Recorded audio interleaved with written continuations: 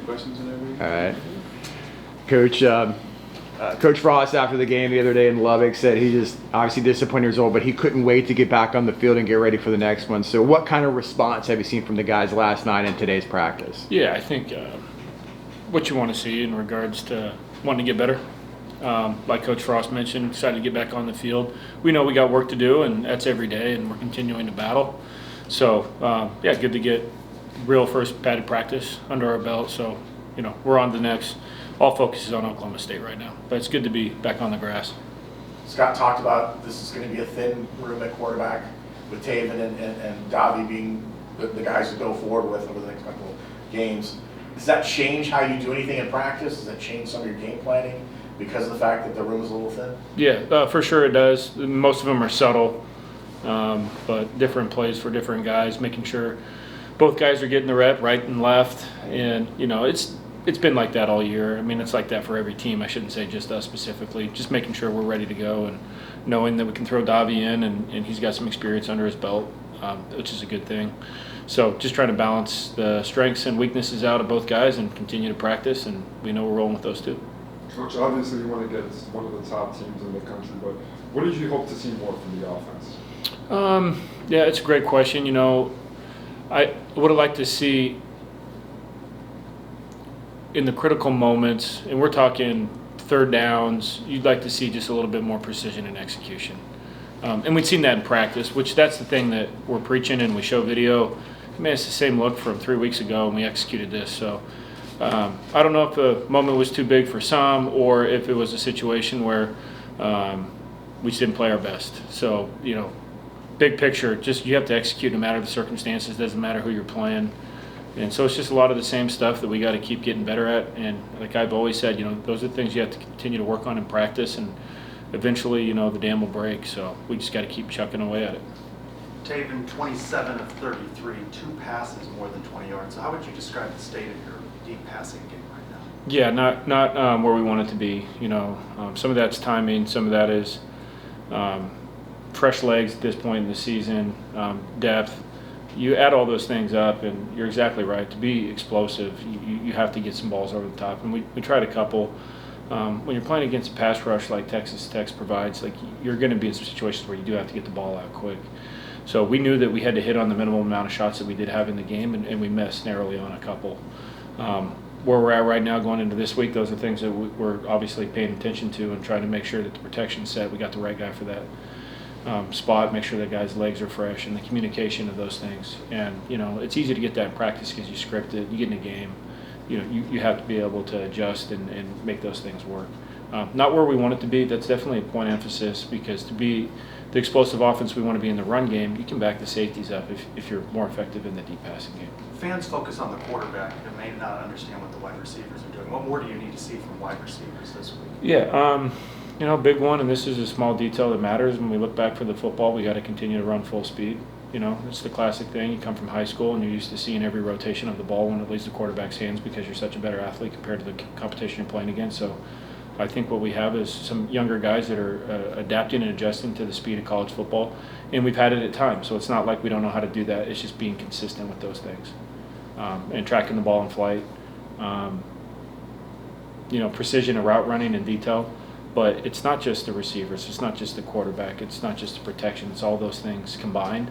And where we're at in the season right now, it seems like when we play on the road, we don't have the precision and detail that we need. And then sometimes at home, it all looks like it's supposed to look, So Coach Frost pulled some tape up and showed the guys doing it in spots, in the West Virginia game and going back to North Carolina game, going back to the first game of the year. And it's there, and the guys can do it. And we have full trust and faith that the guys that we got can make those plays. The quarterbacks we got can make those throws. The offensive linemen that we have can protect. And most part, guys are doing it, and you need all 11 at the same time to execute against a defense like the one we just played against. Coach, we got to see AG out there for a little bit in that Texas Tech game right there. Just what did you get a chance to see out of him with the increase in playing time, and how much did he learn from that? Yeah, proud of AG coming in. He's a smart kid, and he executed, which is cool to see. So, if anything, that's just a little bit more trust and faith in him. We already had trust and faith. It's just where he was in the depth, and next man up mentality. Not surprised that he had some success when he got in the game. Coach Grinch just got done telling us bluntly that that was an embarrassing loss, and then on the sidelines he's thinking maybe what are the Texas Tech coaches doing better than the coaches at UCF? When you're on the sideline, what's your thought process like in a game like that? Yeah, well, I'm in the box, so I get to see probably even a little bit more, but same sentiment. One, that team flew around, and listen, man, I don't really pay attention to the offense we're on the field. I got more stuff to do, so I'm not paying attention to what our defense is doing or what our special team's doing. That's just my focus is on the 11 guys we have on the field on offense. So strictly from the defensive standpoint from Texas Tech, that's a team that swarms. Yeah, they got some really good players across the board. They're very talented, but they play together. You can tell that there was an energy there. They fed off each other. They celebrated together. And I think that's one thing that we need to continue to build as we build this team. And we're excited about where we're going. Like Coach Frost mentioned, he was excited to get his feet back on the grass for practice and keep working. But that's what it needs to look like. Guys excited for each other, guys excited to make plays, guys excited to be there, be the most excited team to play. We saw that coming from Texas Tech. Now, the next layer to that is when you have that level of intention, you have that level of excitement, the details and the fundamentals show up and you have a little bit more belief. Not to go Ted Lasso on you guys, but that's what it seemed like they had on defense, and we've had it in spots. We need to be more consistent with that. At this point in the season, it is what it is. This is a team trying to find its way, and I have full faith that we're going to get things done in practice tomorrow and the next day, and we're going to get ready to go and get after it on Saturday. One of the bright spots on offense has been Dylan Wade. He's been gotten through an injury the entire season. I mean, we can see he's not 100%. He went up for the touchdown and came back down on that shoulder. I know he was hurting. Can you just talk about what Dylan has been able to provide you guys this year through it all? Yeah, I mean, he's proven to his teammates and the coaching staff that he's a willing blocker and he's a guy that can make plays on the football. And obviously, there's a lot of growth potential there too. And talk to D Wade about that every day. But it's good to have a playmaker like that and someone that's willing to put his body on the line like he did on that play. So I'm really glad we have him. We're just going to keep working on getting him better. Saturday's senior day, and you got a lot of guys who are going to celebrate their final time here playing at home.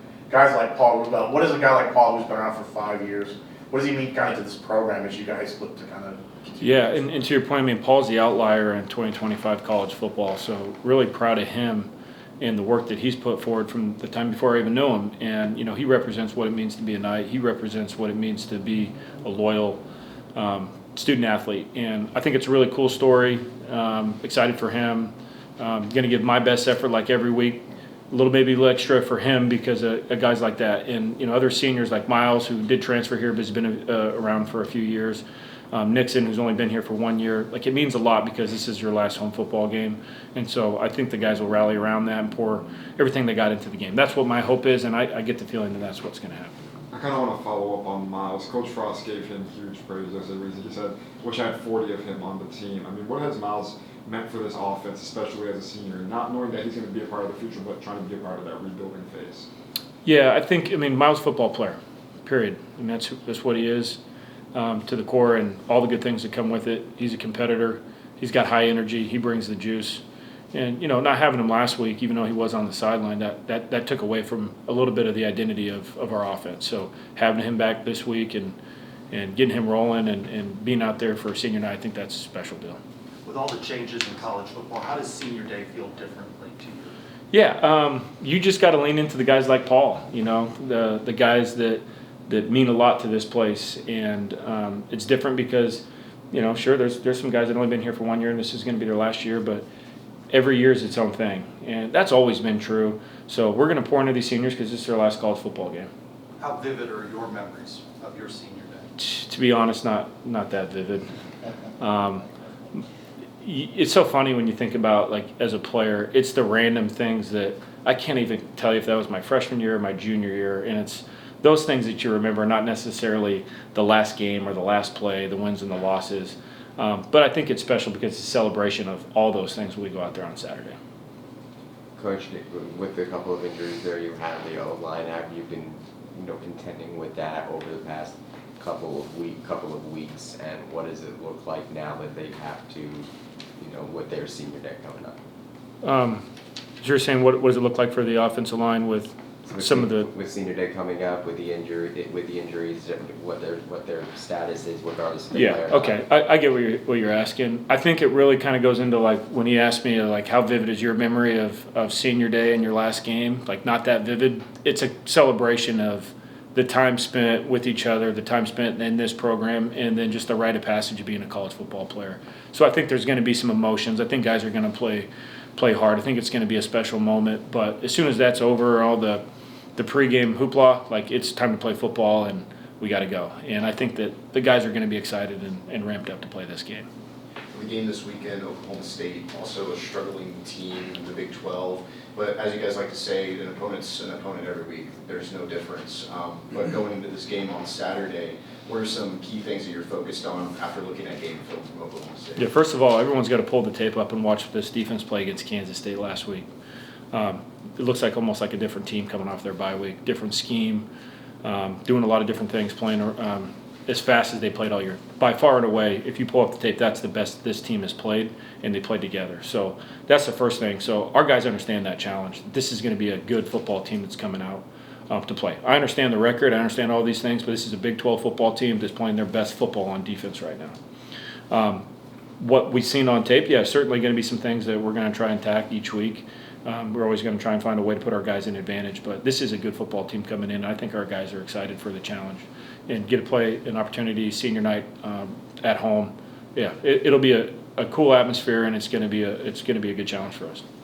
You were shorthanded on the offensive line this past week. How do you think that group adjusted? Cam Kinney at center, Owen Spellsway, more Connor Meadows. How do you think that group did, and what's the expectation going into this one? Yeah, proud of the guys that came in and played different roles that they hadn't been in for the season, but definitely hurts you when you lose some continuity at key spots, and when you're playing with the different center, the calls come in a little bit differently, the communication levels a little bit differently, so we'll give those guys some grace, but I think what we understand now is it really doesn't matter who's out there, it's next man up. So moving forward into this next week, if we got moving pieces at different positions and not just offensive line, it's always going to be that way. We had some guys that were dinged up last week, a little bit fresher this week. We got some guys that are going to be dinged up this week, and that's just going to mean that might be a little bit different continuity of who's getting the reps with who as we get the final IR, the injury report here at the end of the week. We're still working through those things, but proud of the guys for coming in and filling a role, but it's always going to be next up mentality, and we have to be able to execute no matter the circumstance. And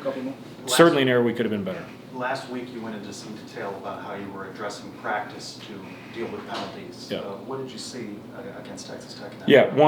We still had a handful, which is too many. Anytime you have one penalty, it's too many. But in regards to the crowd noise and getting in and out of the huddle, we had a couple issues, but the big ones that hurt us in Baylor, we were able to solve through how we practice that week, and that's the communication from the headset to the quarterback, getting the play out. So that was better. But man, we got to continue to work on those things with a younger football team. With it being first year, it's not where you want it to be. But I understand like these things take time, and we seem to be a little bit better with some of these things at home. So we're going to continue to push the buttons. We're hitting the right buttons in practice, but it wasn't as good as I'd like it to be. But you can certainly see the progress being made. Coach Dwayne Thomas has been a jack of all trades, whether the return game, passing game, or even the rushing game. Now, how do you kind of plan to utilize him in these final two matches, knowing that he's everywhere on the field and he can only take so much?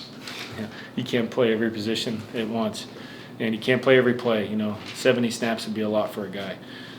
We're just happy that we have him because he's a useful weapon in this offense, and we're going to continue to try and find creative ways to use him. A lot of times that's going to be to his skill strengths. The other thing is going to be to what the defense has given us, and we're always going to try and find edge with him. Has he taken pride in kind of being wherever the offense needed him?